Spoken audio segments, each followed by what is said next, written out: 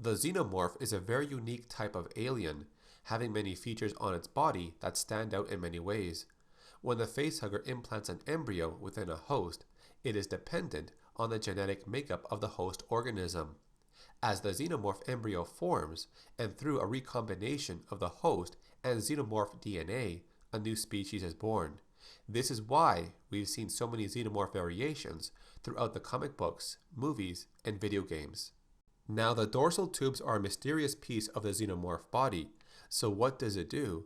Well, when the first Alien movie was created, H.R. Giger originally placed the tubes on its back. This was meant to balance out the elongated head. And the writer of the first movie, Dan O'Bannon, wanted to place the dorsal tubes on its chest, but this was changed by Ridley Scott, and the tubes then remained on its back in almost all of its appearances. Now in Alien 3, H.R. Giger had no connection to this alien's design, which is why the runner alien did not have any dorsal tubes.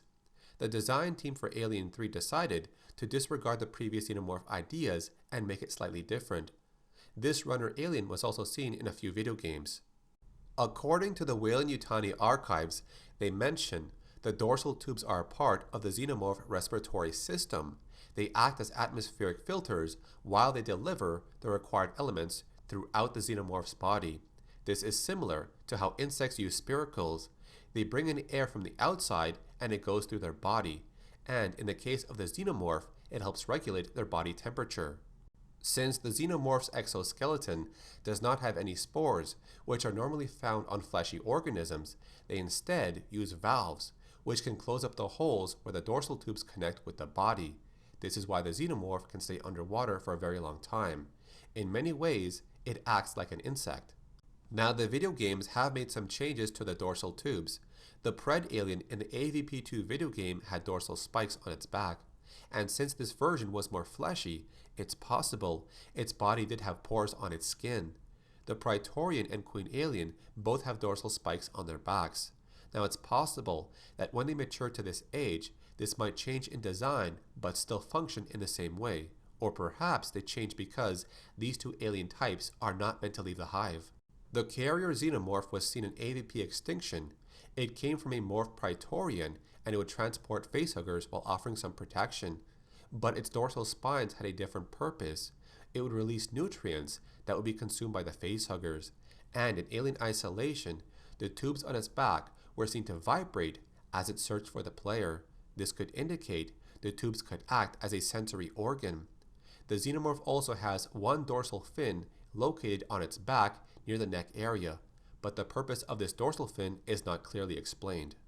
Now, the Deacon alien in Prometheus had no dorsal tubes, fins, or spikes, and the Neomorph in Alien Covenant only had spikes. And the reason for this change is because they were early versions of the final product, which was the Xenomorph. The Xenomorph exhibits high levels of environmental adaptability. Their bodies are equipped with insulation against most temperature and climate changes. Their colonies can thrive under any atmospheric condition, which is why they are called the perfect organism. So that's a look at the dorsal tubes on the different xenomorph variations. What did you think they were used for? And tell me which version you like more. Do you like the tubes, the spikes, or nothing at all? If you enjoyed this video, make sure you leave a like rating on it, and subscribe with notifications turned on. I also did a video on the xenomorph skull and all its features, so have a look at that video if you want to learn more. Thanks for watching. My name is AcidGlow, and I'll see you in the next video.